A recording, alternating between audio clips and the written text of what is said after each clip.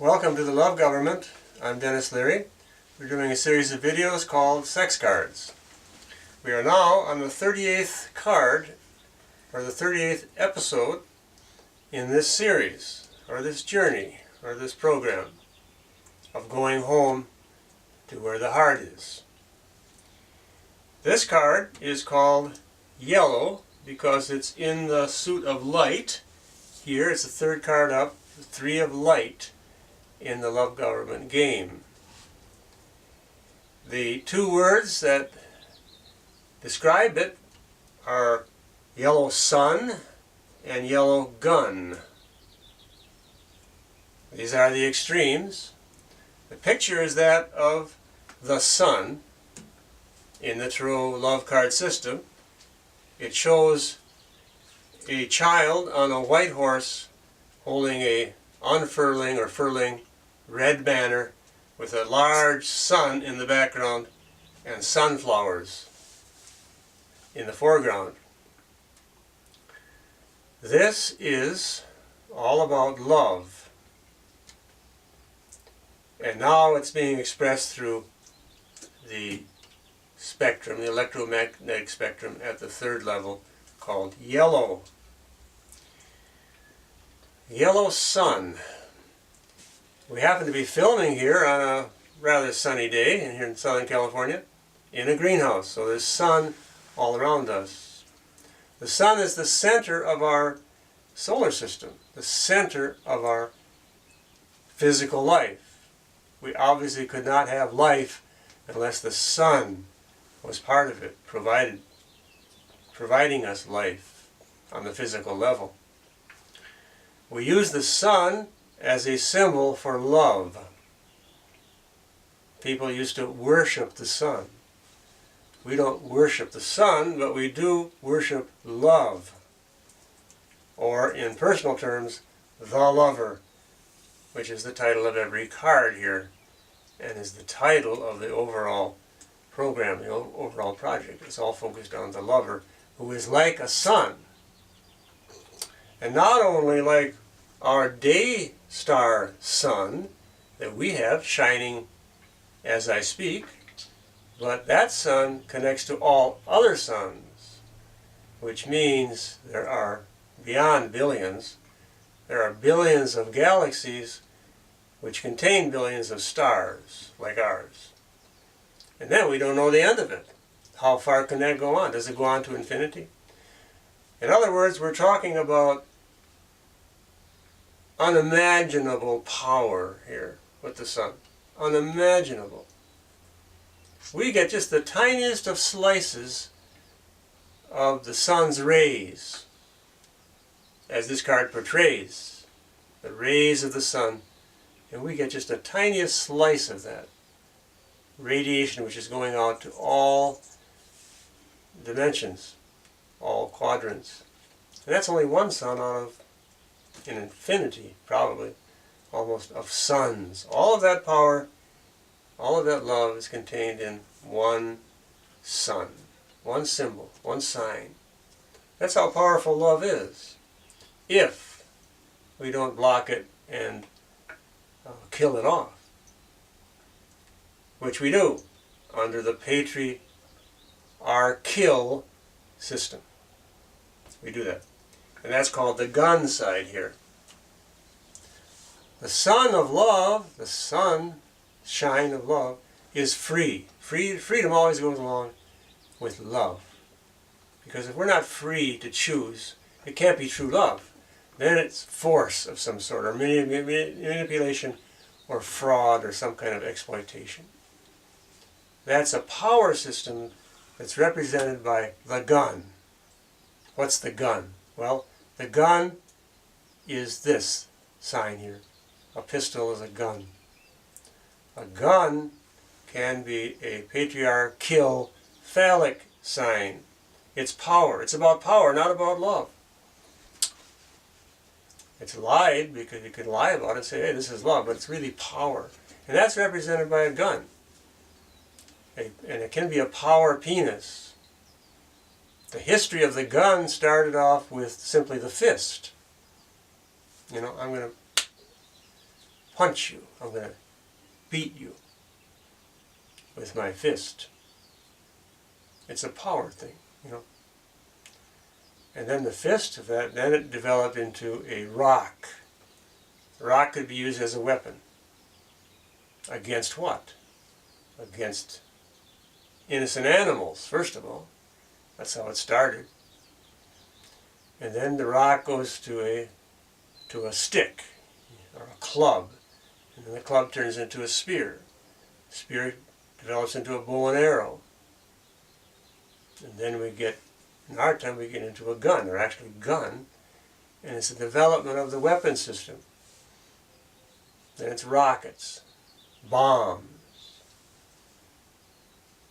drones. We don't even know the extent that they're working on the blueprint part of it. But it's all about war. It's about the gun system, under the gun. And it's foisted upon us with power and trickery and foolery and lying. And if we buy into it, we're going to be under that system. And we develop a tolerance to it. That's what's happening in our culture today, the anti-love culture, patriarchal culture. The love government opposes that system with the love of the Son, S-U-N, the Son. We use that as our power. We tap into that. The very word love connotes this power. In this card here portrays that message. It gives us that message and it gives us that energy. We can, if we use these cards as true signs, which affect what they symbolize, we can feel the warmth of these cards, like you can feel the warmth of a real sun. This is an artificial sun, but it's artificial doesn't mean it's not real. With our imaginations, with our minds, with all the other faculties that we're talking about, these are real things. An imagination, a fantasy, has a reality in its own. So we can visualize the sun. We can visualize love. We have a vision. We have a program that's metaphysical. It means beyond the physical, also including the physical, but it's metaphysical. It's a philosophy. It's not just necessarily abstract. So these cards are programmed to make a change. The card is showing a young child on a horse. That's horsepower. That's the animality part of us. And it takes us back to our own childhood and our own conception, which is about red blood. It's about sex. That's where the sex cards come in. At the very beginning of sex, in the reproductive sense, the child is conceived. And the circumstances of that conception are vitally important. Vitally important to the child and to the lovers. How do we conceive a child? Under what circumstances? That makes a big difference. That's why the love government is against, or does not advocate for, artificial types of birth control. Or abortion. Abortion is a killing. I don't care what feminists say about it. It's killing a life form. Now nature herself does that. If nature sees that the child, something is wrong about the gestation, nature will abort it. So it's not a totally black and white situation, being against abortion. There are some cases where abortion is called for, and that's the exception that proves the rule. If you can see by modern science that the child is going to be grossly deformed, then you have to make an ethical decision, which may include abortion. But the problem of abortion, which is actually a killing, and the problem with birth control devices, which is also a type of killing, there's a huge problem involved. But unless we address the origin of the problem, we're never going to come to a solution, a satisfactory solution. Basically, the problem is you're putting a separation right into the act of sex, right at the beginning. You're separating. You're separating yourself. That's not genuine, total love. If it's artificial barriers being put in that moment of intense love, the climaxing, it's not complete. It's not full. It's not genuine. There's a lie involved in it. And that's why the basis of it is why these artificial methods of birth control cut love off right at the beginning. That's if it is the vaginal system of love. Now that's distinguished from the clitoral system of love. So we're talking about the reproductive system, where the penis goes into the vagina. And the problem is more heavy on the woman's shoulders because she has to bear the baby if the baby is conceived. Maybe she doesn't want to have a baby, so then you have to use birth control methods. But the love government advocates for natural birth control methods as opposed to artificial ones, which cut off love right at the beginning. If you're putting a barrier between you and your lover, you're putting a wall between it. Maybe a thin plastic barrier, but it's actually a wall. You can't be fully, totally, passionately, over the top, no limits involved in your passionate activity if you're already placing a barrier there. That's the kind of the basic idea behind it. That's why it's important to distinguish the types of sexuality that's going to produce the child, because the child is going to be affected by what was happening at that moment of a sex. Conception comes a little later. The sperm has to work its way up to meet the egg. There's going to be a time lag there, but at that moment of climactic release, there's a pattern already set for the child.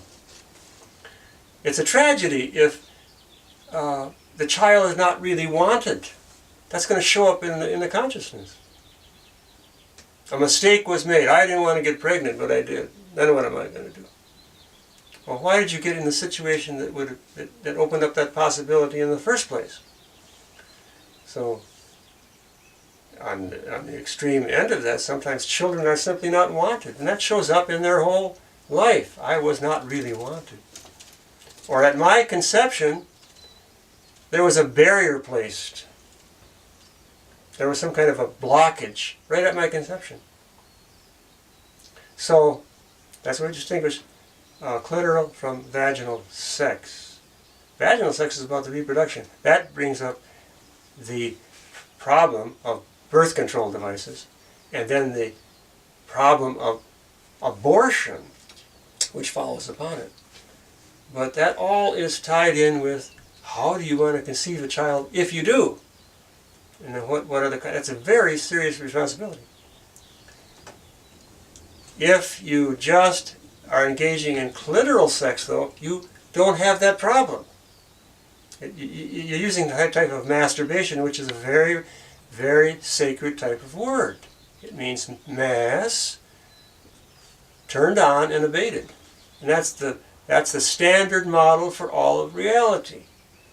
We go from a resting state to a climax and a release, and then we go back to the resting state. That's the wave pattern of reality. So masturbation is the most natural, honorable of all terms, almost.